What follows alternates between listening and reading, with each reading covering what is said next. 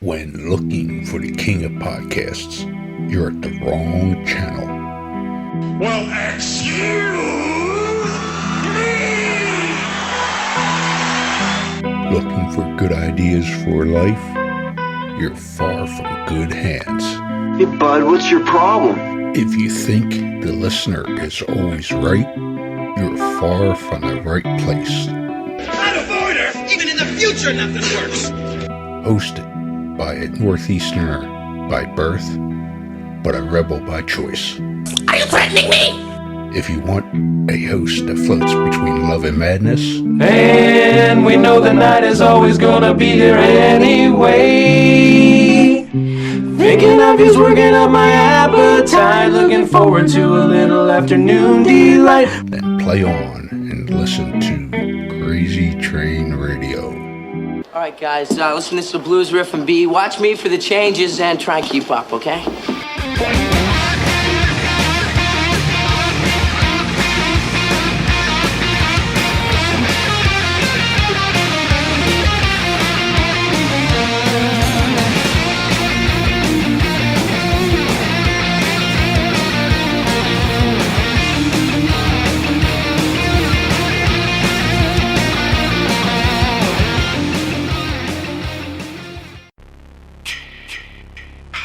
Hey there, Friday fans. We know how much you enjoy the movies. Enjoy grabbing your Friday merchandise and interacting with the Friday family, whether it be at conventions or during our particular watch-alongs. Well, when you're looking to get yourself masks, why not check out our friends over at Camp Blood Customs out of New York State and order your specific custom mask from any of the films. All orders are made specifically. Your needs and wants are. Make sure you find Camp Blood Customs on Facebook, Instagram, and all over social media and order yours today.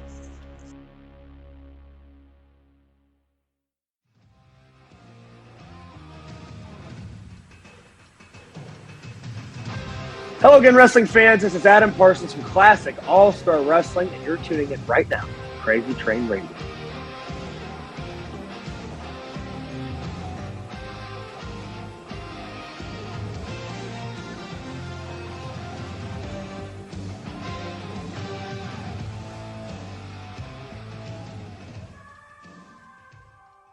Hey folks, it's your least favorite host in the podcast world, Croc, Jonathan Steele. And boy, do we have a good one for you today.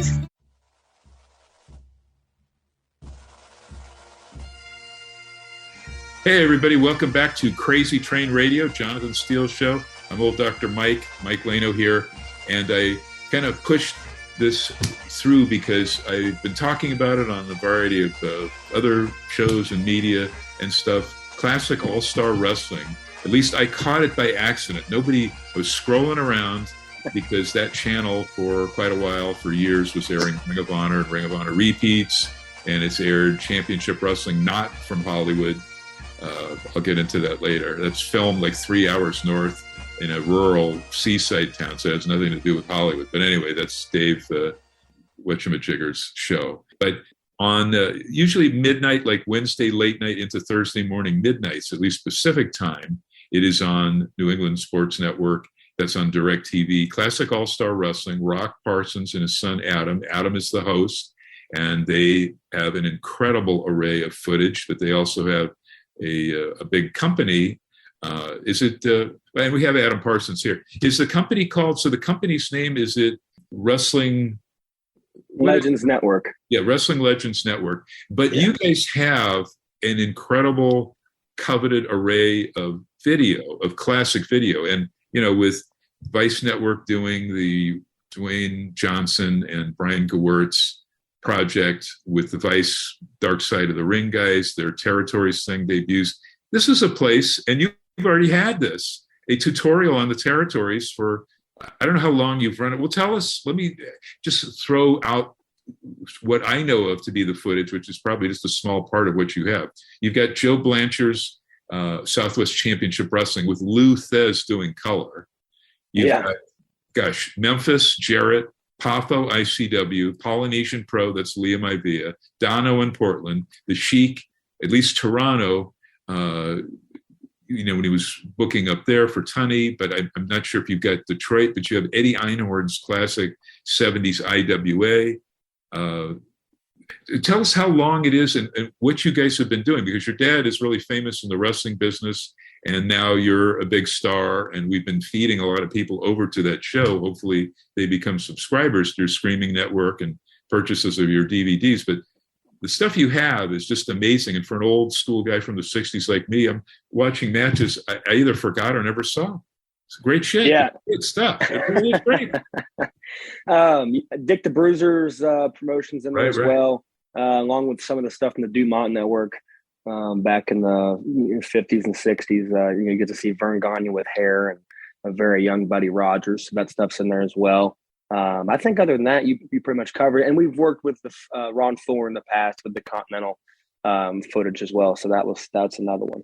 But yeah, we've been doing this. Say that again. I'm sorry, I was going to say the Fuller. Was that the one that kind of came about in the early 90s? It had Austin Idol and Eddie Gilbert and Paul Heyman. Was it that one, or is it? That was after that. That guy's name his name is David Woods. David Woods is still alive and still involved in politics in that area of Alabama. But that was after David Woods. Ron Fuller might be the only guy that had sold two different promotions to the same guy twice. He sold Continental to him, and then he started Pro Wrestling USA back in Knoxville, and then he ended up selling that to him. And I think that's when Idol and Gilbert and all those guys were there. Was the second time he sold it to him. That's before the Heyman double cross of Eddie Gilbert up at ECW. Eddie Gilbert was for Todd Gordon, and then he recommends bringing in Heyman to Todd Gordon, who was carrying on Joel Goodhart's TWA, which then morphed into Eastern Championship Wrestling. Eddie starts it, and he has his co-bookers helping him out, some of the best minds, Terry Funk, Kevin Sullivan. And then Heyman comes in and soon after pushes his old pal, Eddie Gilbert, out of the way, and he was no longer part of ECW, which then, of course, the infamous NWA show morphed into or turned into Extreme and blah, blah, blah. But no matter what you have, that area is good. All of the stuff that you have is outstanding. And I was just marking out, I was watching because I'm still behind. I tape it every week to watch it. But I think last week's show, you opened up with some you had Bockwinkle wrestling for Blanchard, and Thez is doing the commentary. I mean, it really doesn't doesn't come any better than that. So I'll shut up. How did this all come about? And maybe tell us your dad and your family's history in the biz. Yeah. And actually, I missed some South Atlantic Pro Wrestling from the early 90s in the Carolinas. And then there's a little bit of Deep South, which was Jody Hamilton, a little bit of Southern, which was Jerry Blackwell's promotion. There's some stuff that Joe Pedicino ran, which was called Georgia All-Stars. And then Ted Allen, who was the old Nightmare, he ran Peach State Wrestling. So we have some of that as well, which is actually all about to be a special just featuring the best matches from Georgia independent wrestling in the 80s. So, but how it started was, it actually started with that stuff. My dad had met Ted Allen, and Ted would use Ted Allen's ring to run shows with. And sometimes it would be like, they would kind of be like, hey, I'll come for, pretty small amounts of money. Be running a small town on a Thursday night or something, maybe 6, 7, 8 guys. And then my dad would kind of return the favor for him sometimes. So there were sometimes, and this doesn't speak to the cheapness of Ted Allen, is not what I'm trying to say, but sometimes it would turn out to be like, hey, you just want like 6 of these tapes? Wow. Like, yeah, sure. So he would take them, and he just started to collect this collection. And right before Dick the Bruiser died in 90 or 91, he bought about maybe 10 hours from him total. And I still have a handwritten letter, because Dick used to call that show All-Star Wrestling. And it's a handwritten letter. It says, Dave, you have my permission to use All-Star Wrestling. Sign at the bottom, Dick Atlas. It's pretty cool. So my dad was just kind of collecting all these old tapes, and he had this idea that if you had a television station that did nothing but old wrestling, just like they should nothing but like TV land of wrestling, that would be really cool. But either A, didn't have the funds to do his own national network like that, and B, at that time, It wasn't as easy to have a studio and cameras and all. I mean, when COVID was here, the whole first season of Classic All Star Wrestling was shot in one room. You would have never known it was in just this little tiny room with a green screen and some lights. And it's so easy to get that stuff now compared to what it was then. But that was his foresight. And then at the end, it ended up Vince created the 24/7 channel, which was kind of the same idea. And then when they created the network, we had actually, when Roku first came out and I saw those independent channels were going on there, I said, Dad, we should have our own channel on there. And he was like, that'll never work. And then out came the WWE Network, and it did very well. I had 1 million people sign up for it. So we kind of looked at that and thought, man, maybe there is a market to do this. So we started that in 2018, started filming some shows and interviewing some guys. And I think early 19, maybe February, March of 19, it was Jarrett Parsons Wrestling TV then at the time. Jarrett was involved with us at the time from a previous project, and we kind of asked him if he wanted to be involved with that. He was involved for about a year, and there's no hard feelings there. It was just differences, I guess, in directions of where we wanted to go. I'll put it that way. So then we went to Wrestling Legends Network. That company kind of reached out to us. Of course, that's not their actual business name, but they had reached out to us with this idea of calling it Wrestling Legends Network, and they would kind of handle the boatload of the streaming process. It's been a pretty unique journey to be able to go through all this and meet some different people and meet people behind the scenes in television, and and be able to be in contact with guys like Barry Bloom about projects has been kind of mind blowing to be 26. Oh, Barry Bloom, Super Agent, Super Agent. Yeah, so that was very early, and that was the first project that we did that kind of led to Jarrett, that led to us going to streaming. But that was right as AEW was kicking off at the same time. So I don't want to harp on that because that story it's a pretty cool story. I'll tell it very quickly. We were going to do this. We shot this, not even a pilot. It was like a pre-pilot. It was a pilot for television networks, essentially. And it was the American Idol of wrestling. We had Robert Fuller, Jim Cornette were two of the judges. We got local talent from all over the East Coast, from Florida clear up to Michigan. Brought them in, let them wrestle to a two minute minimum.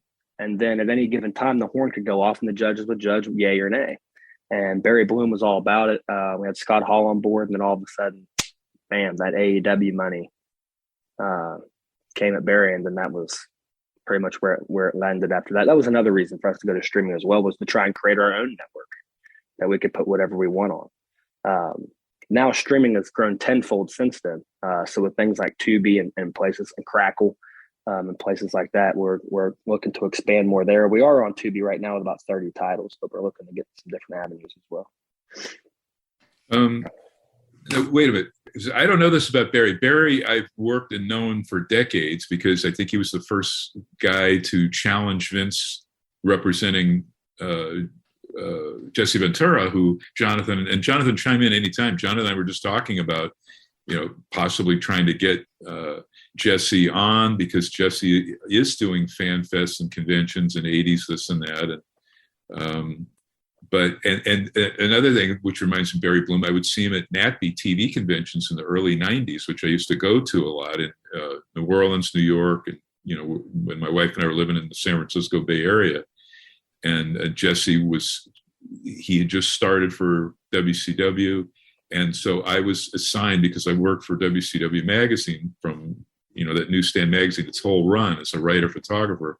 I was told that the NATBE thing, and there were no marks or fans there, it was all industry TV people, to just take Jesse Ventura, and Jonathan hasn't heard the story, and Missy Hyatt around, and once or twice Jim Ross, but he was kind of busy at the booth. So I'd take Missy and Jesse and pose them with people that had shows. And this was like 1991. So Oprah Winfrey. Yeah, that sounds about right. Yeah, Oprah Winfrey, Joan Rivers, Siskel and Ebert, Regis Philbin and Kathy Lee Gifford, and am I leaving up? I said Oprah, and the cast of Seinfeld. They'd have all these people there because they were going for the big syndication money. So I'd be posing them with all these folks. And now, Missy's asking for those photos, but I was thinking of using those photos as bribery to get Jesse on here. But Bloom, I knew throughout because I was the hired photographer for Barry Blastein's Beyond the Mat. I was the still photographer all of those years of pre-production. And he would take his financial partner and one of his best friends in Barry Bloom, and we'd all go to these shitty little, and this is podcast, so you can cuss, these not so great indie shows that this guy was promoting in Vegas that was trying to be a wannabe ECW guy. He would, the whole undercard would be nobodies you'd ever heard of, trainees in LA, but then on top he'd have Sabu versus Terry Funk versus Mick Foley in a cage, three-way, or what have you. But Barry Bloom, I haven't talked to him about a year and a half, but is he doing some for AEW? I had no idea. He was in the beginning, so he was like the liaison that put all that together. It was kind of he was the connection from the wrestling side to the television side was Barry. And at the same time, we were talking to CMT about that. Uh-huh. They called it a sizzle reel at the time. Right.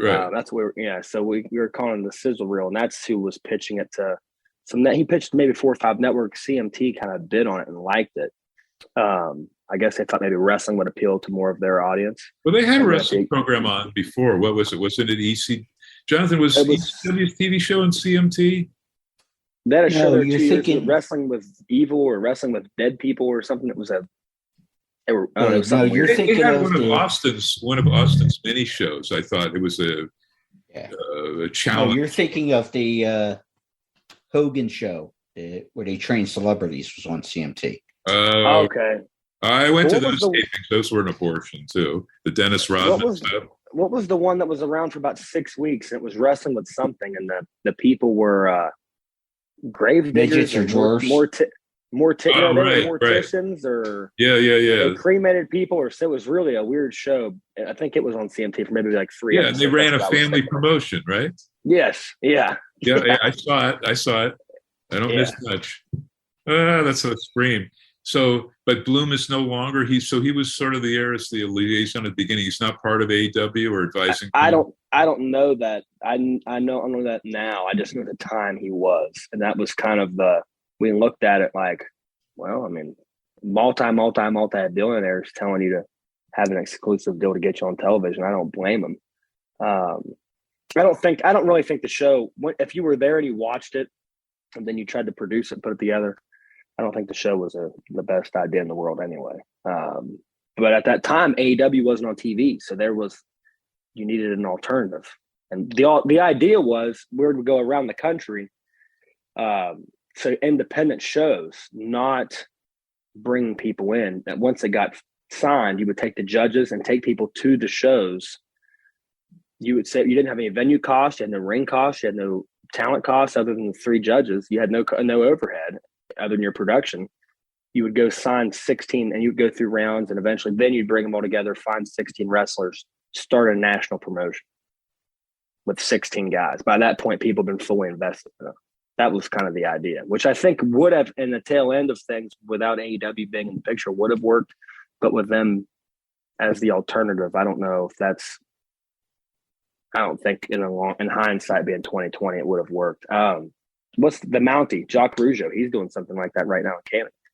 Yeah. Taking young guys and they get a shot with TNA or now it's Impact or whatever. But well, of course, we're talking to Adam Parsons for Classic All-Star Wrestling. It's on many platforms. We'll get into that. We're going to let him have quite an ample amount of time to plug everything. But it is all of this incredible territory wrestling. Nobody is fulfilling that niche yet. Who knows? I mean, I've had photos purchased. I don't even know what's going to be airing in the territories thing. I have some photos for the Jarrett thing. So, Jerry Jarrett, the genius of all genius, brilliant wrestling mind. I thought he had some kind of construction business on the side. He had, he's had a lot of different things going on, non-wrestling in his life. He's also the master of chicken salad, apparently, too. Chicken salad. So Jerry got into construction sometime in the early 90s, not full force. Later, about 94, 95, 96, somewhere like that, right around that time period where there was like a 2 or 3 year period where Jeff would be for one company for a year, then he'd leave and go to the other one for a year, then he'd leave and he'd go back when he kind of bounced around like that. It was around that time period. Jerry had a contract with 7-Eleven. His company would come in, they'd build 7-Elevens, they'd move. And they just kind of had the Mid-South area as far as basically just straight up Mississippi and take about 300 miles in either direction. And that was kind of their area. But they were building 7-Elevens. They were building almost, I want to say maybe 10 a week. It's just like he's not involved in wrestling. It was good to see him. I don't know if there was brief heat with, over TNA with he and Jeff, but in that room with Flair, et cetera, doing those promos for the Flair, the so-called Flair's Last Match thing, just 6 weeks ago, and seeing Jeff and Jerry in the same room together was kind of heartwarming for an old fart like me. And then last thing I want to ask, though, before I throw and ask Jonathan if he's got some questions, is Ted Allen, didn't he pass away a few years ago, or am I thinking of a different Ted Allen? Nope, Ted Nightmare Ted Allen. Probably 2011. Okay, because he used to come to our, it wasn't mine, but Dean Silverstone used to throw these Northwest wrestling reunions at his house, right on the water outside of Seattle. And Ted came to quite a few of them. One time with Arn Anderson, they were close. He wanted Arn to see all these legends. And he was a super terrific guy. We used to see Who did you say ran the reunion? Well, it was Dean Silverstone, who used to be an outlaw promoter to Gene Kibisky and some of those guys in the Vancouver area and Washington proper, even Don Owen. Yeah, so Dean passed away about 14, 15 months ago.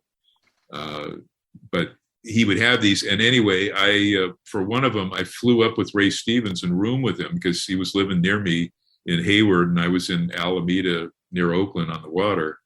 And then he and his weird story, a lot of folks don't even know, his long-suffering wife, Teresa Thieves, was a female legendary wrestler, Ray Stevens. And even when they split up, when they were still remained good friends and all that, they tried to get Ray's daughter, Laura, into the biz, and she had the same gravelly voice from smoking and drinking that Ray had. And he had her, his wife, himself, and Johnny Mae Young try to train her for pro, but nothing much came of that. That's when Johnny Mae Young was actually living at Woody Farmer. This is a legendary wrestler. Most people way back. Yeah. And oddly, for Geigel, Woody Farmer was the first championship partner Shawn Michaels ever had any kind of a title with. When he first started out, before he went to Vern, he's starting out, does this thing in Texas where he was living. And then Jose Lothario got him hooked up with Geigel. And, even with the short hair, and he didn't have his look or any sort of confidence, they paired him with Woody, and they took the Central States tag titles as faces. They held it for about 6 weeks, but Woody was somehow or other, he was dating Johnny Mae's sister, living in Northern California. So Johnny Mae Young, better known as Mae Young, comes out, and then she basically was running Woody's promotion with him, training the male and female wrestlers. But anyway, so I don't know. I forgot what tangent I was on with that, but that was kind of a cool pair.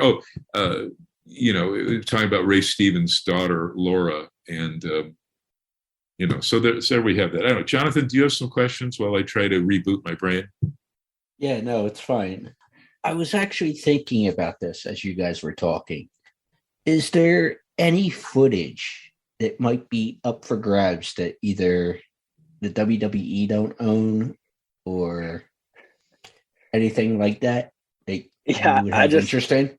I laugh because for like the last year, I don't do this. Usually, it has to be someone that I get to know in order for me to do one of these, and I have no problem doing them. But I like to just get to know the person before I come on the air. I feel like it makes the interview better. But I get asked that every single time. Is there like a bucket list of if I could get my hands on something? There is. There are some things out there that I know are out there. Of course, I think the easiest one to point out would be the Houston stuff. It was on that channel, NWA Classics or whatever it was, when Bruce Starp was still president of the NWA. I've heard some wishy-washy story about it, who actually owns that. And I would like to get it, but it was so easily, I guess you call it booted or bootable off of the streaming site. People were able to download it so easily. It's all over YouTube. So I'm not really interested in that necessarily. David Berkowitz was Paul Bosch's nephew. I think it was the nephew, the way his widow told me. And his widow, who was, really, really sweet lady. We'd see her every year at Cauliflower Alley, Vegas, and prior to that in LA when we had Cauliflower Alley there, Valerie Bosch.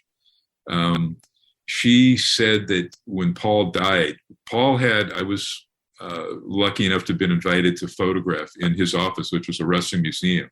He had several foot and handprints, both left and right, of Andre the Giant. He had all of this stuff. And somehow or other, Bockwinkle, speaking of Bockwinkle, was a financial partner for a time of Peter Berkowitz, the nephew of Paul Bosch. But when Paul died, Nick took some stuff, including the foot, at least one of the footprints of Andre, and gave it to Cauliflower Alley because he was president for X period of time until we lost him. But Berkowitz, according to Valerie Bosch, took all of that footage. So he's like the owner of it. And the Pritchard brothers, Tom and Bruce, had a real hard time. They wanted to do a big tribute. Their guru as young fans was Paul Bosch, who gave Tommy Pritchard his debut in wrestling. And then he sent him to my territory, and I picked him up at the airport for his very first match for us in Los Angeles as Cowboy Tom Pritchard. But so that footage Berkowitz had, and he was disallowing the Pritchards. They had to do all of this stuff to get the footage from him. And I'm talking like 1993. And Valerie was super upset. She could not even watch it. And, I don't know. So I think he's still, because he wrote a book about Houston wrestling a couple of years ago that's out in paperback. And, but I've not heard of, so Vince didn't get his claws on that Houston footage, to your knowledge? No, when he took Houston, he didn't take any of that. Well, maybe some of it, but not enough to where Bruce Starp, when he did that streaming channel, I'm not sure who he went through to get it, but it was a lot of hours were on there. I mean, it was probably over 100. But it seems like every single thing he had on there ended up getting on YouTube. So whatever he was using to do the streaming, it wasn't encrypted well enough. That would be one, just because I think it's an obvious one that people have seen within the last couple of years that's resurfaced.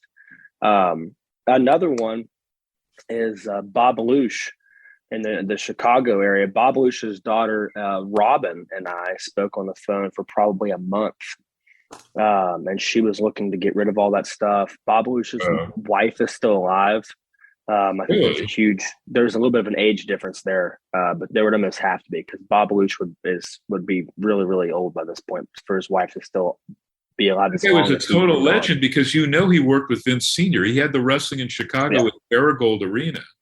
Right. He had all of that stuff that I thought Ronnie Martinez had as part of this, because the stuff that I have from Marigold Arena is the stuff that came from Ronnie. But this stuff was completely separate. Some of it's on 2-inch, which is super, super hard to find someone to do it. That was a big conversation we had. And then some of the stuff's on some reels, but there's no markings on what it is. The only markings was on the 2-inch stuff. And I was trying to explain to her that, you having a tape on 2-inch that's never been mastered is almost like you're coming to me with a car that in 1970 would have been really good, but it doesn't have power windows. It doesn't have climate control. It doesn't have a sunroof. It doesn't have Bluetooth. It's like a pirate treasure where you don't have the key to and access it. Right. Yes, basically. So I'm like, the value of what you have is actually less, because I'm going to have to spend a ton to get that fixed. To convert. Yeah, and to convert. View it, and that's what I was like.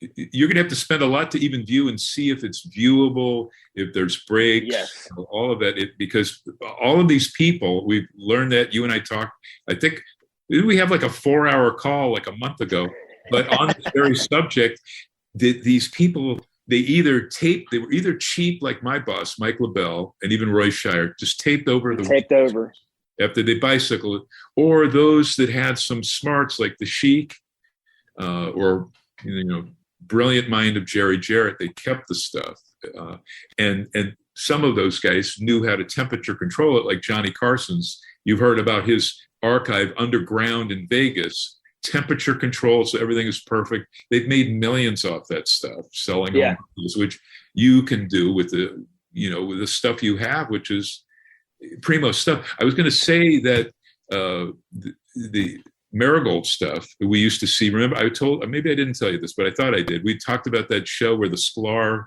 comedy brothers on ESPN Classic, they would sit and talk over your footage before you got it. The IWA, most of it was the Bavarian Boys and Crusher and Johnny Valentine Marigold stuff. And they would just do Mystery Science Theater sort of parody, but you could tell the wrestling was excellent too. Yeah, absolutely. But the stuff with Lucia's daughter just came down to, let me talk to my family. She's got 5 or 6 siblings. Let me talk to them. And she's like, we all talked and none of us are in the wrestling business, but I saw Jimmy Valiant about 3 years ago. That's what she says. She says, and I asked him what he thought it was worth, and he said it was a gold mine. And I said, Jimmy, do you think it's worth a couple $1 million? And Jimmy said, absolutely. No, Jimmy's a sweetheart, but he has no clue. Right. He's never edited anything or converted anything. No, he doesn't know. Jimmy is stayed in touch with him all these decades. And Jonathan doesn't even know this story in 75, where he gave myself and another friend I won't mention 2 of the most beautiful rats in New York City after a Vince Sr. taping. That was 1975. I wasn't married or anything then, so it was okay. But I've known Jimmy forever. Supplied photos for his book, which is like 1,000 pages if you've ever seen it. But Jimmy doesn't know. I would tell her if it's fiscally, impossible for you to do that, she should just donate it.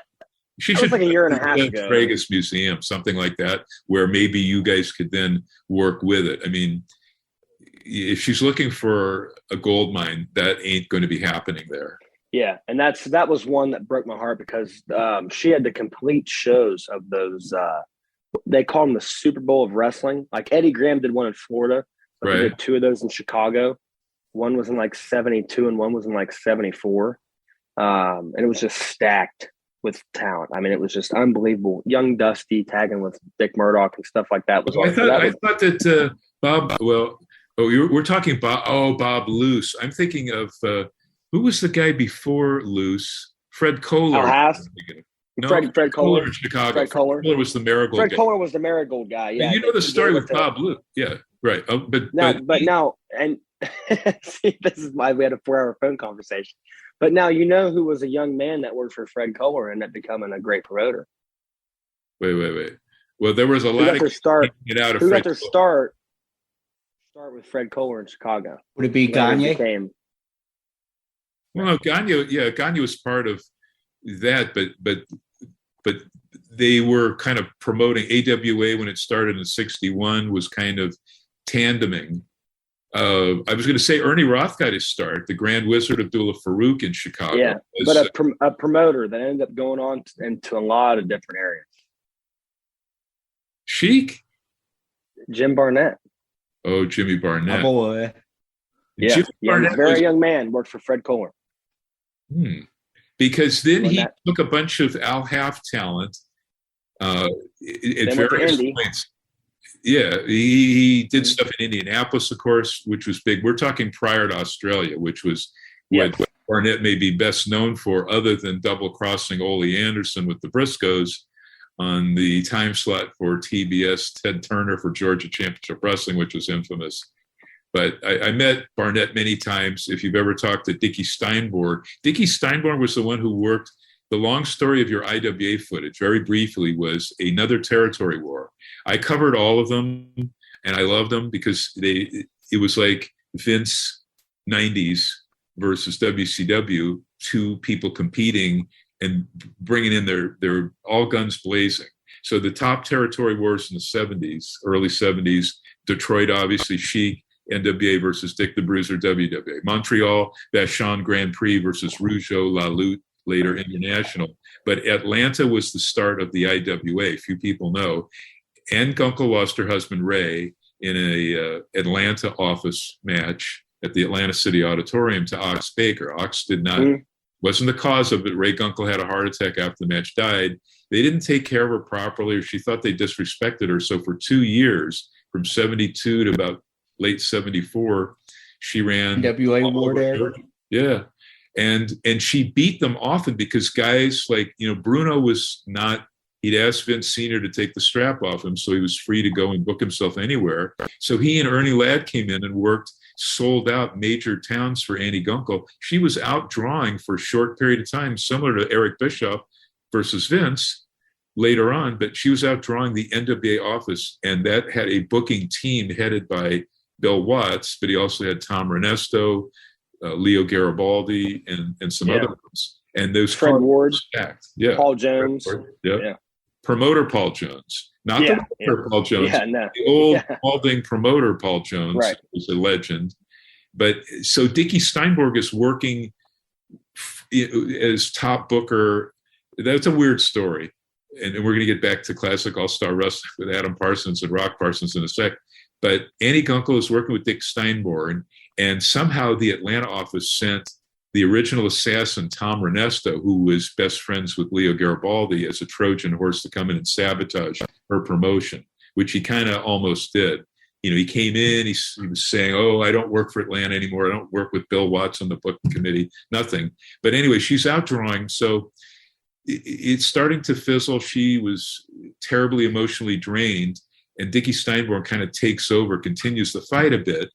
And then he gets a money mark in Eddie Einhorn, and they start doing the initial, what turned into IWA TV in South Carolina before, it really took off. And then Einhorn had enough money as co-owner of the Chicago White Sox to buy TV time on major channels all throughout the U.S., starting in 75. So they finally eventually moved the TV tapings in South Carolina that I was at to the Beacon Theater, historic Beacon Theater in New York City, because they couldn't get any other venues. Vince Sr. controlled all of them. I won't bore you with all of that stuff, but that was how your IWA came about. The 3 historic Roosevelt Stadium shows that countered Vince Sr., Eddie Einhorn, with Pedro Martinez as his lead booker. George Crybaby Cannon and Kangaroo Al Costello were the 2 bookers underneath. But I know I've told Jonathan that he's heard this too many times, but at the very first of the 3 classic outdoor Roosevelt Stadium shows, and the first one drew about 22,000.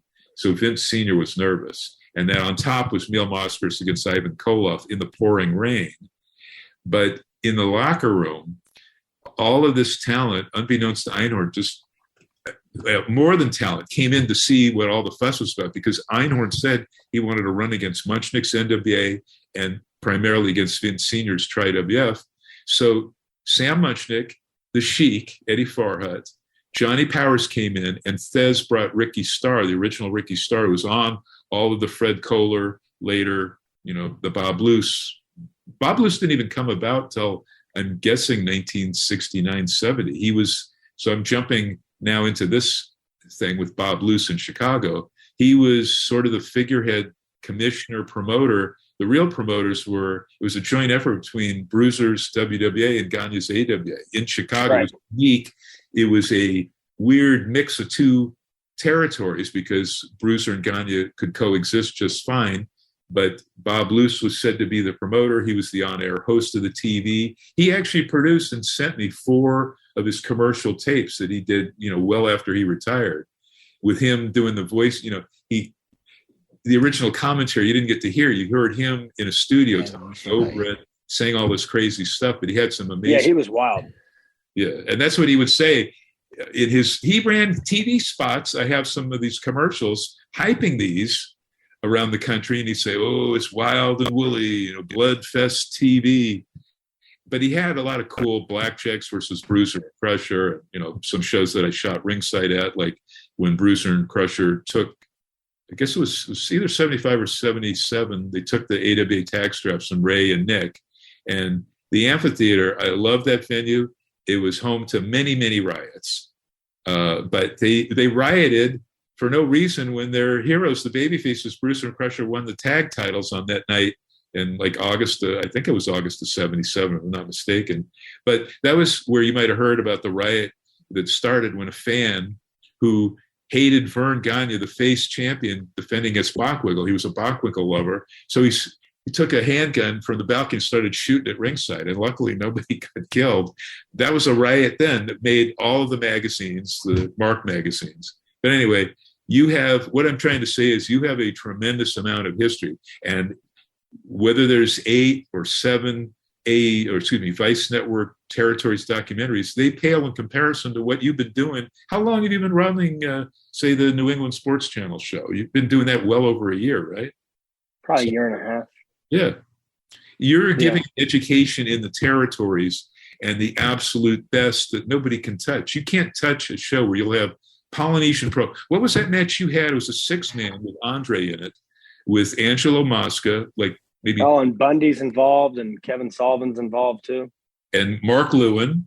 And Mark Lewin's involved. I think it's Bundy, Sullivan, and Lewin against Andre, Mosca, and Mosca was that was amazing. I'd never seen that because Leah used to run her TV, as I told you guys too many times, in San Jose, and she oddly, even though she used to routinely stiff people that would come over and wrestle, ask Debbie Combs how she stiffed her and the late Candy Devine, who came and wrestled for in Hawaii, saying, well, just think you got a nice vacation out of it. They didn't get paid. But she did run, I criticized Leah, but everybody did because she stiffed people. The original true promotion, there is the gold mine. If you could get your hands on. I have very little of it. Some of the stuff that was in that Polynesian stuff that Lars Anderson gave to us, like 2 hours of it has Francis on commentary. There's a match. Maybe we've never used it. I know we did never use it on the TV show, but maybe on a DVD or something we've done. It's Rick Martel against Bockwinkle for the AWA title. Wow. But Francis is on commentary, so it's Ed Francis. It's before. Ed Francis had the promotion from the 50s until maybe 79, 80. I forget when Leah came in, because we were told there was an aggressive takeover of Leah with the Hawaiian Mafia that shut Ed Francis down. But Ed Francis did that classy promotion. He was affiliated with all groups, All Japan, because his partner, Lord Blears, who did the commentary, was the figurehead PWF commissioner for Giant Baba in All Japan when it got started. And he routinely went there, which ensured that All Japan talent would work on Ed's shows. But he had this working relationship with AWA. Vern would send him TV matches, the NWA. And I told you about that. So that is, Jonathan asked, what would be the gold mine? It would be the Ed Francis shows, because he taped his house shows at what it used to be called, we called it the HIC, Honolulu International Center Arena. It later became Blaisdell. Neil Blaisdell. Yeah, that's how I know it. But I told, this is the card, and I remember it from memory because I was there. Main event, Terry Funk in a Texas Dead match with the Sheik, double juice. Underneath that, Ray and Nick defending the AWA tag straps, which they brought there against Pedro Morales. This was 73. So he brought his actual, and it was on felt. It wasn't leather. It was like a green felt, a red felt. His Tri-WF World title team with Bobo Brazil. The guy that did all the commentary on your Polynesian Pro, Ripper Roy Collins, was a big deal. Very colorful. Ripper did the Poly Pro. Francis did some commentating on that little bit that we have, and James Blears did some commentating as well. Well, I mean, Ripper Collins was the very first heel color commentary in all of wrestling. He did that in Los Angeles with Dick Lane in 71, 72, and early 73. Way before Jesse Ventura, most credit with being it. No, Ripper Roy Collins was. But on that card, too, the opening match was like Neil Moskers against Lonnie Moondog Main. That's the opener, which would have been a main event for Don Owen in Portland. all up and down.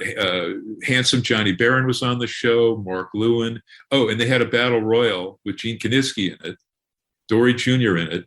And it was the very first meeting ever with Andre the Giant and Giant Baba. They met backstage prior to, they'd never met each other, and then they're in the battle royal. So first time they'd ever touched, and they wouldn't touch again until Andre went over there to work for Baba after WWF got rid of him. And, he was doing a swan song, sadly, in ill health. But, the card had Blassie and John Tolis. It had literally everybody. And as Jonathan heard a million times over, Bruno was coming in to work for Baba. He wasn't booked on the card. He just wanted to do a stopover in Honolulu, work on his tan in the day. The show was that night. So he said to Ed Francis, don't announce me to the fans because I don't have a match, but you just want to hang in the locker room with all his pals. So can you imagine Bruno in there with the Funks, Ray Stevens, Nick Bockwinkle, the Sheik? It just literally had everybody in the world that was important was on that Honolulu show. And that would be the gold mine is Ed Francis's stuff. His PR guy, George Bapu, just died in Colorado about 6 weeks ago. I don't know. His son, of course, is Russ Francis, who played played for the Bears. Got involved in wrestling, WrestleMania 2, that footballer battle royal. But anyway, let's let you plug away. But it's important TV, and it's enjoyable. Adam does a fantastic job as host, and then introing, and doing the segments in and outros. So let me let you just plug away, because I know I've overtaken your segment talking. You're okay. So if you want an easy way, go on social media, on Facebook especially is where we heavily hit things. You can go to the Wrestling Legends Network on Facebook, or Classic All-Star Wrestling on Facebook, and see us there. And then if you are unsure, if you do not want to spend 13 cents a day to watch all of that great classic wrestling, almost 2,000 hours right now is up on Wrestling Legends Network, which is on Roku, Fire Stick, Android, iOS. It's getting ready to be on every Vizio TV in the country, getting ready to be on every Samsung TV in the country, already downloaded. You just have to go onto it and sign up. That'll be happening soon. Said about 2,000 hours of classic wrestling footage, new stuff getting added all the time, featuring all those promotions and all these stories and guys we've talked about. Well, you had Randy Savage as a babyface against the guy who become one-man gang, Crusher Broomfield. Yeah. And it was a terrific match. I'd never seen it because Randy was always heel Macho Man for his family Patho ICW promotion. But here he was a face, and I was freaking out. I'd never seen that before. And you just had that. You put that on free TV.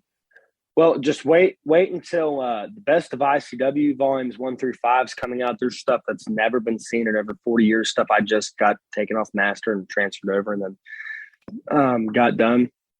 But that channel is going to have all of that. Tubi has this as well. You go through classic wrestling, type in classic wrestling, or just type in pro wrestling, you'll find it. You just look through and find the old stuff on there. Most of it's ours, if not all of it is. There's a channel just on Roku right now that is commercial based. So it's called Wrestling Classics. You type in Wrestling Classics on Roku. That is 100% free. It has about under 10% of what is on streaming right now. It just gives you a little bit of a taste in case you don't get to watch Classic All-Star Wrestling. You can go on, look through your local listings for Classic All-Star Wrestling. That's on NESN, which is a Northeastern Sports Network. It's on in 186 million homes around the world. Most of it is on DirecTV. It's right. It's channel 620 or 624 on DirecTV. Yeah. So and it actually plays on there more than just Wednesday at midnight. I think it plays 2 or 3 other times throughout the week. They kind of spot play it in there, and sometimes it changes, sometimes it doesn't. So if you just type in Classic All-Star Wrestling, if you have DirecTV, you'll be able to find it on NESN. But not only that, you'll be able to find it in a lot of different places on streaming. Local now, it's on Tubi. It's soon to be on the Roku channel for Classic All-Star Wrestling is on the Roku channel. It's not on Tubi. I apologize. If you go to the Roku channel on Roku, you can find Classic All-Star Wrestling. And we've got about 4 different streaming sites right now looking to take it exclusively for season 3. So it won't be on NESN if one of these streaming channels takes us exclusively, which I can't name those because I don't know which one's going to take us yet. But also, you guys talk about 2 gold mines. I think the 2 things I can hit on be the two most current as far as fans that have watched us and they're like, oh, well, I've seen all that stuff before. I just got 16 reels of championship wrestling from Florida with no commentary on it, house show matches, never were played on TV. One of them is Dory Funk versus Jack Briscoe, and it says in parentheses 60 minutes. So that match has never been seen before. So I know a lot of that Florida stuff has been on YouTube. That is not. And then we just got about 20 hours of Nick Goulas wrestling, which was stuff that even the TV station thought, oh no, it was gone. Well, it wasn't. I just haven't had the time and ability to sit there and stick a 3/4 tape or a reel to reel or a 2-inch tape in a machine and sit there and look at it and know what's on it. You know, a lot of our stuff that we got from the Martinez family wasn't marked what it was. Some of it was empty. So Nick Goulas stuff, about 20 hours of that coming. The Florida stuff, it's hard to tell how much of it is left. That's through a third party. And I'll leave that I'll leave that at that right now. I mean, you have tons of Brody. If you're a Brody mark, you have tons of Bruiser Brody. I've got more than anybody. I mean, there's nobody that has more Bruiser Brody than that. And we have his widow. I've been close to her for over 40 years, Barbara Goodish, who's now living in Florida. I think her son Jeff is still in Texas, but she's going to be on the show to give us a report at Cauliflower Alley in Vegas because I'm just not going. There were too many people that died catching COVID there last year. There was no monitoring, and I'm a health conscious guy being a dentist, but she's going to be there. She's the goodwill ambassador for CAC. So it's in about a week. So she always loves talking about Frank, whether it was participating in tributes we did with Bill Watts and Hanson and Snuka when he was still alive or whatever. But have you met her or talked to her or anything? Because my dad has a good relationship with her. I have never met her or talked to her. She's a real sweetheart. I mean, she, if she has, I mean, she might just give you memorabilia. She's that nice of a person. She has donated a lot to the Thez Tragus Iowa Museum and stuff on him. And it's easier for her to talk about it now. If you saw soon after he died, Baba brought her over and son Jeffrey there, and she was pretty emotional in the ring during that big ceremony. But she's, now it's a little easier for her, but she's very generous, salt of the earth, and I know she would love seeing this stuff. Because I think I see was it? Who was it? It was classic stuff for anybody that's a history person. Yellow Belly Buck Robley, Colonel Buck Robley against Brody. You just aired that a couple of weeks ago. I think don't you have some? You got some Abby Brody stuff. You must have Abby Brody. Like two or three. Yeah. A lot of it looks the same, so sometimes I think it could be a different match, but sometimes it's hard to tell. But yeah, a lot of that Brody stuff went Southwest. I mean, Joe Blanchard would take guys that were obviously not good-looking guys, and he'd make them, and they would draw huge houses with these guys that were not.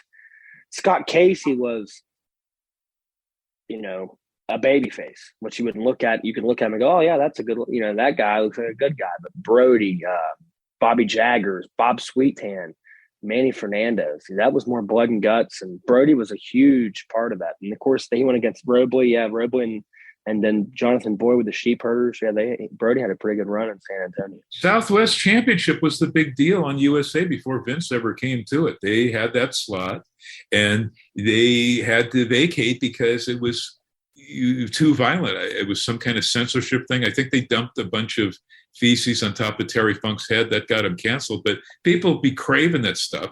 And it's amazing, the wrestling and the quality of wrestlers there, amazing. You'll see guys who were main eventers in other territories jobbing for Joe Blanchard. So, big, all of classic all-star wrestling is. So is there any other stuff that I didn't ask you that you'd like to talk about or plug? I think Jonathan had a few more questions, and I'd be happy to answer them after I say this. And just also know that Ricky Morton's been a guest.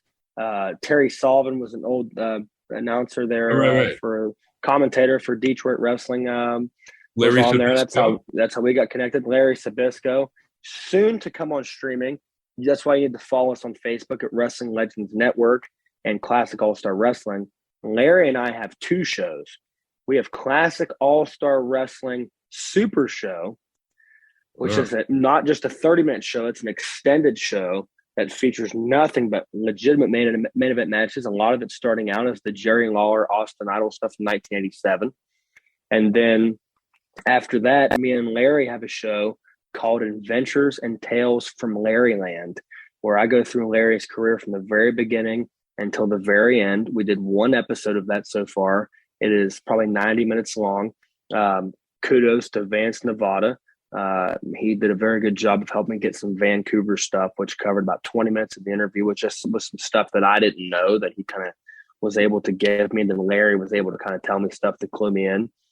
It covers the first episode from Adventures and Tales from Larryland, covers everything from Larry's birth until 1980. Episode 2 will just be about 1980 against him and Bruno. So it's a really cool look.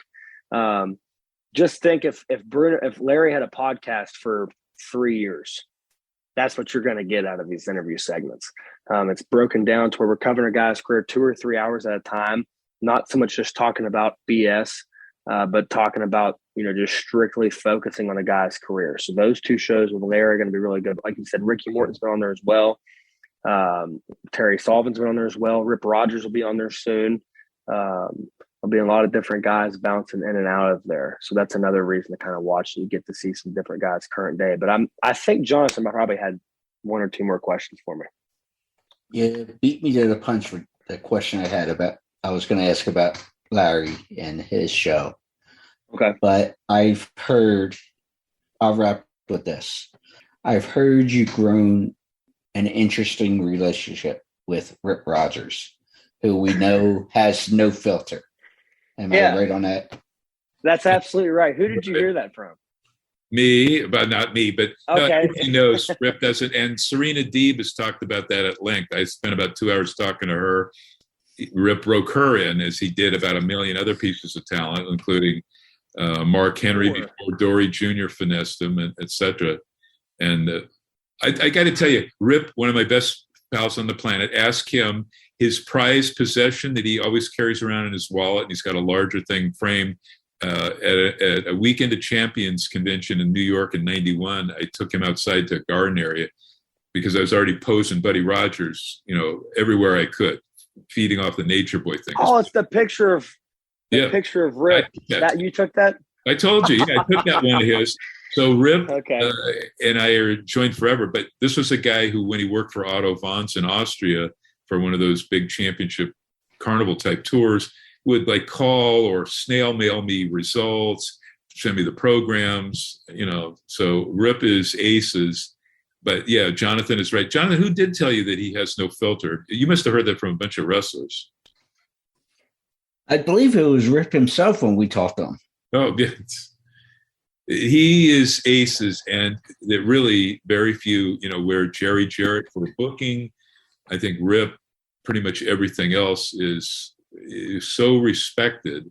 And yeah, he's got no filter, and he'll call you a piece of S or whatever, but he has a good heart. And look at the people that he has really laid hands on, with Danny Davis especially, but all by himself, that he really got into this business that are megastars. And so I mean, he sent 64 people to be on national television. So when you think about that, I don't know, and it may be more than 64 now. It was at 63 when I first met him. And I think since then one more has. I think Serena may be the one that was. So that puts him at 64. But there may be a couple more guys that have gotten on AEW or WWE tryouts since then. But yeah, Rip doesn't get nearly enough credit as far as where credit is due. I mean, it did that whole entire WWE did an Attitude Era show where they were going through things, and I talked about OVW, and I don't even think Rip was even in it. How was he not in it?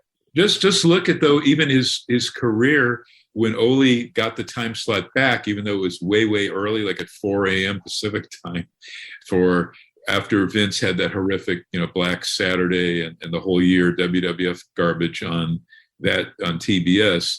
Rip and Brenda Britton was his valet then, and they split up. I was sad to hear him tell me when they split up. He told me at the time, but they were like the top stars. It wasn't quite the Georgia They champion. he either tagged with Ted or Jerry Oates, and I can't remember which one it was. I think it was Yeah, I Ted. don't remember either, but he was involved in a lot of the feuds, and I think that later program was wasn't that? I forget if the Road Warriors debuted on Ole's TV before the Vince takeover. They did. After. Yeah, okay. the Road Warriors debuted on Ole's TV when they were still on prime time, but they were still known for being on TBS. And then Vince came when they came back. Always said he wanted to go in a completely different direction. He didn't want monster heels; he wanted chicken shit heels. So they got one of the Oates brothers, and I think it was Ted and Rip were the Fabulous Blondes with Brenda. Does Vince own all of the OVW, or could maybe Rip give you some? Yeah, he owns all of that up until when they left. He took all the footage with him. And so anything pre-Vince or post-Vince is up in the air. I don't mean to rag on WWE, but I told you this story. Jonathan's heard it way too many times. In '92, Vince flew myself, Meltzer, Wade Keller, and others that either had newsletters or my case of radio and a little dinky TV syndicated show in. And blah, blah, blah. But we got to see the beginning of the all-day tour there. And it ended with Vince and Linda, doing a Q&A with us and blah, blah, blah. This was pre-steroid, pre-Ring Boy scandal. And they wanted to circumvent that, which is why we were all brought out there. But we did get a couple-hour tour of their video facility that I told you about.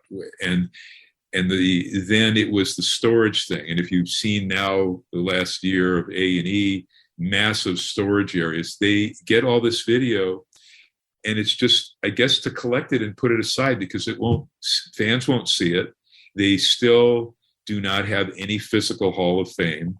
So I was even offered, as were other photographers who've been shooting for decades and decades, I was offered six figures, which was a little low. It was a little shy of 80,000 for my wrestling negatives and slides, which I could never use again. But, for bigger photographers, they made bigger offers like George, etc. But I wouldn't be able to use it, and it would just sit, and no one would see it. So, but that's the way their thought process is with obtaining all of these videos, like whatever they got from Bill Watts' ex-wife, the classic Mid-South stuff. They're just sitting on that. Fans won't enjoy it, and it's like, what is the purpose of amassing all of this? We're just looking at the video, not all of the collectibles, the outfits, boots, whatever. What is the point of just getting this? And I think you had a good thought on that. You may even have to say it, but yeah, I'll say it. He doesn't want anybody to see it. He's going to collect this, and no one knows what good wrestling is. He doesn't want. He said in the early '90s that he wanted to get to a point. He lost Hogan, he lost Brett, troubles with Shawn, all those people, personalities with Savage, whatever. He doesn't want any one guy to carry the ball. He wants interchangeable parts where if person A is wrestling person B, but person A leaves, he can just fill in person A. So they're cogs in the wheel down here. Yeah. And they don't have any real superstar. And if you really think about it, in the last 10 years, Brock Lesnar can translate to a different audience, but there's nobody. I think Roman Reigns is doing a really good job right now. I don't watch enough, but I watch enough to know that I think you should know. The Usos is good. Well, Vince out. The product has improved greatly, as Jonathan would be one of the first to tell you too. It's improved greatly. Last night was kind of a Borefest show, a step back, but other than last night, all of their shows since this left have been terrific. Their developmental is great, as we're going to see tonight, just about 40 minutes, because they're losing the Vince 2.0 garbage, and they're going back to black and gold, which is where the Samoa Joes, the Shinsuke Nakamura's, all of the great talent, even Seth Rollins, that's where Roman Reigns came from. All of that stuff is back. So you should check that out. But they don't want people to, and that's where all of that stuff, like I said, with maybe Bob Luce's daughter and wife, widow, just donate it to either somebody like you when it's video, or to the Thez Tragus, where then it can be preserved properly and then enjoyed and seen and viewed by everybody worldwide. Because those warehouses, that's the insulting thing. If you watch the Hidden Treasures, Jonathan, you watched all of those, the Hidden Treasures, where they go out and they try to buy from some poor fan, or referee Charles Robinson his classic Ric Flair peacock robe, and they just, they have the money to ply these folks that don't want to really part with this stuff, and then they just put it in there, and it's just, they have this display, but the only time people ever see it is for the megasecond on the TV show, the A&E thing, and they're not ever going to have any physical access to it. It's sort of almost like William Randolph Hearst hoarding all of this stuff so nobody else can enjoy it but themselves, and that just kills me. Or title belt. I'll put it this way, I'm not going to say what, and I'm sure you got a hell of a collection, Mike, but there was one thing you showed me pictures of, and I'm like, I would do anything for it. And you said, we'll talk about it. But I also just emailed you during this conversation because I would love to be able to obtain some wrestling pieces. Just as a fan. You mean the checks I got from the St. Louis wrestling office where the wrestlers like Brody endorsed them, or Thez, or Buddy? The checks, yeah. I didn't want to throw you under the bus. No, I got all that only because Harry White got all that stuff, including the Missouri State title, the historic Missouri State title from Sam Munchnick's office, the Central State tag belts, and then he proceeded to sell them on eBay. But he just gave me some of those checks. He sold the majority of them. Where Sam Munchnick actually wrote out the check, gave it to Ric Flair, Dick the Bruiser, Johnny Valentine, Kanisko, Brisky, Spunks, whomever, Pat O'Connor. They'd endorse it, and then he would save those retained checks. But I do have 3 original Gorgeous George solid gold, not the gold-plated later ones, the Georgie pins from Gorgeous George that are framed. So you told me that, and I think that it got missed over in conversation the first time we talked. So 2 stories. One, I didn't want to say it earlier because we were just trying to talk about Classic All-Star Wrestling and Wrestling Legends Network. But Bob Armstrong was the only wrestler when Ann Gunkel split from the NWA. They all left and went to Ann. That's why she was kicking NWA's ass there in Atlanta. Bob and one other guy were the only 2 to stay. And I can't remember who the other guy was. It was kind of like a Bill Drummo, because Bill Drummo was one of Bob's good friends, but it wasn't. I can't remember the guy's name. It wasn't Ron Fuller who was the Bullets championship tag partner there? The name that Bob gave me was different than Ron Fuller, but Ron may have stayed too, or maybe when it happened, Ron just left altogether. Well, the guy to ask, though, is Les Thatcher was working in the office. He did the program and he used to write for my newsletter back then. The other thing I was going to say, you talk about those gold pens. Bob's first wrestling show he ever went to, which I had Bob Armstrong's last interview, which was very, very good. He did a great interview. And the first wrestling match he ever went to, Gorgeous George was in town, and Gorgeous George took one of those pins out and threw it out into the crowd, and all these people dove on. They started fighting and whatever. And this little lady came up with the gold pin, and they announced it like, it was such a small town, being in Marietta, Georgia, or maybe it was right outside of Marietta, wherever the match was. They had to drive, but they announced like, oh, it's Betty Lou as the recipient of the gold pin. And she went like this and stuck that pin up, and she was wearing all white. And he said her face was just covered in blood, and her shirt had just came down. Like, those fans went insane. Jesus. To try. You all know who paid for Gorgeous George's funeral, right? Was it Dick Beyer, the Destroyer? Nope. Angelo Poffo. Really? That's surprising. And the reason that was, and yeah, everybody knows the frugalness of the Poffos. I'm not knocking anybody, but Lanny would be able to confirm this. And obviously, everybody knows that at the end of his life and stuff, Gorgeous George wasn't, because he lived a lavish lifestyle.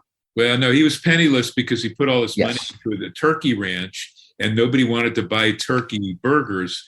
He was ahead of his time because now, turkey burgers the last 20, 30 years have been big. But then it broke his bank, and he was an alcoholic. Yes. So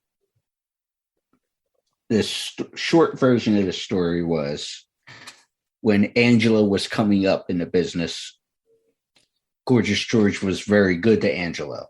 So obviously when George passed away, Angelo stepped up and said, hey, this guy helped make me. I'm going to help his widow out and stuff. Wow. So. Well, that's shocking because I don't know if you guys have ever seen it, which, I mean, he got the nickname the Miser and have using the gimmick the Miser. And actually in Grand Prix, he wasn't the Miser, he was the carpetbagger. Yes. And then he came back to ICW as the Miser. But the night that William Harding, they did, Bob Roop was doing the Shooters Challenge. If you could last so many minutes with a former Olympian in the ring, would give you whatever. Let's just say it was $1,000 or $5,000. Well, Roop wasn't an Olympian anymore. He was a guy that used to be an Olympian that hadn't trained like an Olympian in 12, 13, 14, 15 years. So this guy named William Harding, who's from Kentucky, who I'm friends with on Facebook, he went to go put the sugar hold on him. And William was so thin that he kept being able to slip out of the sugar hold. And Bob couldn't get it done in like 3 minutes. So the people, which that's why it's a stupid idea anyway. But the people start chanting, refund, refund, refund. They're supposed to they all are asking for their money back because they won't give the money to this guy. So the cop comes up to Angelo and says, hey, you're going to have to give this guy the money. And Angelo calls the guy back there. And let's just say it was 1,000 for basic math. All right, how about instead of 1,000, how about 500? We'll give you free tickets for the rest of your life. Or how about 600? But we'll take you out to dinner tonight. Now, how about 750? So he's working them back and forth. So eventually he has to give up the money away. And the way Bob Roop tells the story is Bob Roop says, I think Angelo would have probably rather given up, let's say, Lanny Poffo than he would have given up that $1,000. He probably would have rather given up one of his kids. So that is crazy. That's that story. I'm not saying it's not true, but that's I'm going to email Lanny down in South America about it to ask, and he'll give me the straight poop. Maybe we can get him on the show, and I'll invite you too, because if you've not talked to Lanny, you'll enjoy it. I got to ring announce with him. This was on Slam Wrestling. They talk about this poor promoter, Gordon Scazzari, in '91, who blew his inheritance when his parents died. Blew this inheritance on a TV taping, but I heel managed Sheik and Sabu. But he also had me prior to that. I'm in the gimmick that Sheik brought for me, but I'm in the ring doing ring announcing for the first 2 shows of 6 TV tapings. Never saw the light of day with Angelo. Angelo was a smart guy, but he wanted to instill in his kids. He wrongly was. So many other wrestlers like the Sheik, Abdullah Butcher, were labeled. And then like Meltzer would write about them, well-known cheapskates. No, because of what Angelo had seen Jerry Graham do to himself and go through all that money and legitimately burning $50 bills to light a cigar with. He'd try to impress the magazines, or he actually did that. And then he went nuts and lots of sad stuff. But Angelo wanted to instill in his kids, hey, particularly in this business where you're cheated, you really need to be smart with your money. So it was more that and teaching values than him. Yeah, but he joked about himself with the miser gimmick, and then he even had the miser wrestler in ICW. So wait, this thing where he had to give away, he actually had to pay the guy $5,000. Was it in ICW or somewhere else? Where was it? It was in ICW in Lexington. It was in Lexington at Rupp Arena. I think it was 1,000 maybe. He ended up giving the guy, I don't know if he gave it all to him, but yeah, Bob Roop said, I think at that point he would have rather given up Lanny Poffo than he would. I'll ask Lanny about that. But Lanny, or excuse me, Angelo was, you should see the place they had. Did you ever go to their place it wasn't Land O'Lakes, Florida. The place in Florida. He had a big string of townhouses and condos, and some of the people would rent from him. And, Lanny sent me pictures years and years ago. It was quite the deal when his mom was still alive, their mom, and Randy was still alive. And so I think I would rather be Angelo Poffo, have all kinds of property. There were very few guys, Angelo or Thez or Vern, Dick Hutton and also Dick Beyer, that kept their money. A lot of guys were like penniless. And that's why Gorgeous George had to put his hair on the line, both in Toronto against Whipper Watson, where he had Then he had his valet wife, who I was very close to, Cherie Dupree. She ended up having her head shaved because George didn't want to do it that night. So he welched on that, similar to what you're talking about with Angelo. And then he had to beg Jules Strongbow, a genius booker in LA, to give him any kind of match. And all they could think of, and Dick Beyer said, all right, masked hair will be our gimmick. And finally, George had his head shaved for that thing. But, I saw so many guys, like at the very end, there were a couple of us that would go and bring food and look in on Jerry Graham at his end when he was in a wheelchair and had early onset dementia stuff. He was in like a 20 by 40 foot apartment. It was criminal. And I saw many legends, Gene and Steve Stanley, who had nothing left. These guys were huge megastars for Vince Sr. and Jess McMahon and Fred Kohler prior to Bob Luce in Chicago. Many guys literally had nothing. And another guy who was African-American, the guy that really kept his money, Tiger Conway Sr., he had all kinds of property in Houston, Texas. But they were less than 10% of the wrestlers kept their wealth. I saw so many horrible cases. You'll have to ask. I got one more for you, Mike. You'll have to mention Lanny. He'll confirm with you, or should be able to confirm. And obviously, Randy, the whole family was smart with their money, let's say. But Randy did exceptionally well, obviously, with his career. And he always wanted to feel like a good son for Angelo and his mother, and would do cruises and trips to Israel and this, that, and the other. When Dad was retired before he had his health issues. And they finally had to beg and plead Randy to stop sending us on vacation. He'd be like, what, I'm not a good son? Where do you want to go? What do you want to do? I don't mind treating you guys. Randy, we're tired from traveling. We want to stay home. So I can see that out of Randy, but Angelo, I'm not. That story with the funeral. Angelo used to say all the time, and Rip used to tell me this all the time. Angelo said, I would rather die rich than live poor. But that was the one case that I'm aware of that he helped out. It's a good quality in Angelo, because I saw so many of these guys penniless. Pepper Gomez, who lived like a mile from me in Alameda, California, he and his wife Bonnie had like a duplex, a rental.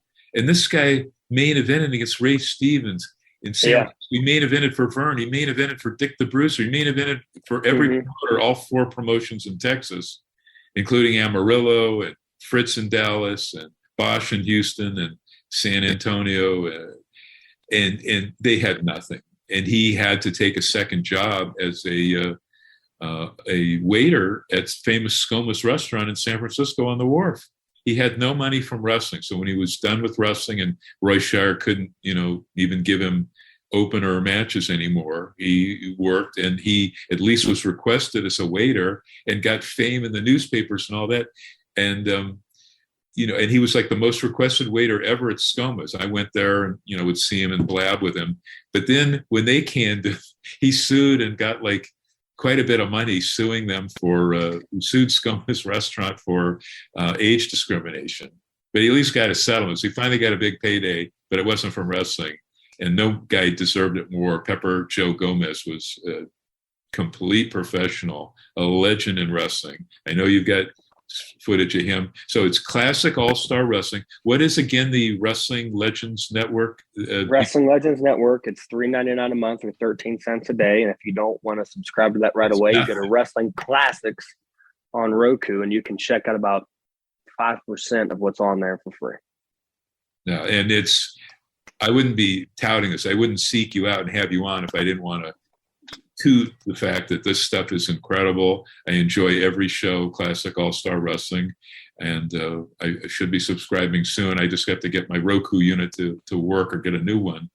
But all right, guys, I guess I'll close it up unless anybody has any housekeeping to plug. Adam Parsons, say hi to your dad for us, and I'll be blabbing with you soon, I'm sure. And I'll let both you guys know what Lanny said. But anything anybody else wants to add before we close up? Thank you, man. I appreciate it. And wait, did you say, are you coaching like a baseball or? Football. We're in number 1 right now. The number 1 football team in the highest division in the state of West Virginia, Parkersburg South High School. And you've got a kid old enough to be in high school? No, he's only 3. Okay. I was going to say, I didn't know if it was Pee Wee football or no, this is big time football, collegiate, amateur, high school. That's big time stuff. Yeah, high school football. Yeah. Good for you. And All right, Parsons, thank you so much. Hey, thanks for having me, guys. Appreciate it. Domo arigato gozaimasu, everybody.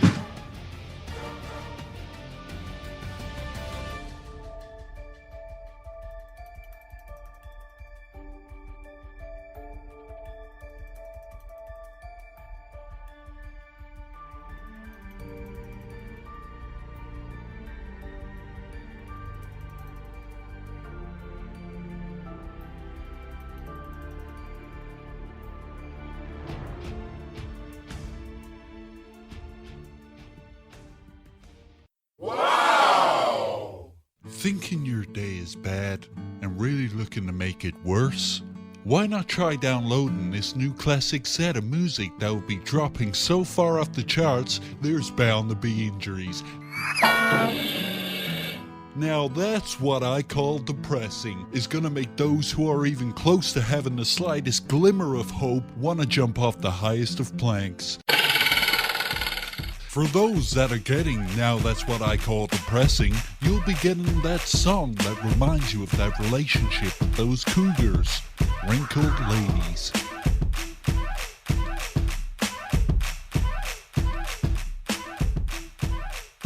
For those who weren't really into cougars, but those who had that special friend whilst in cell block 2B, we got for you this clusterfuck that will put you in therapy for years to come. With cheeks wide open.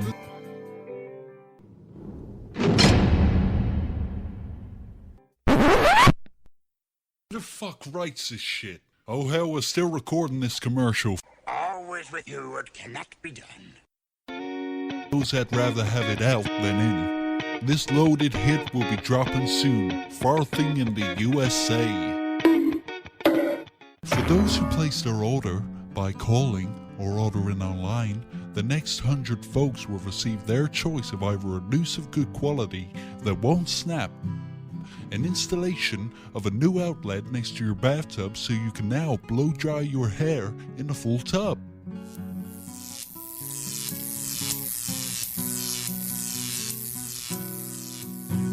Or the choice of the right gang to just beat the fuck out of you. Call us today at 1-800-FUCK-THIS.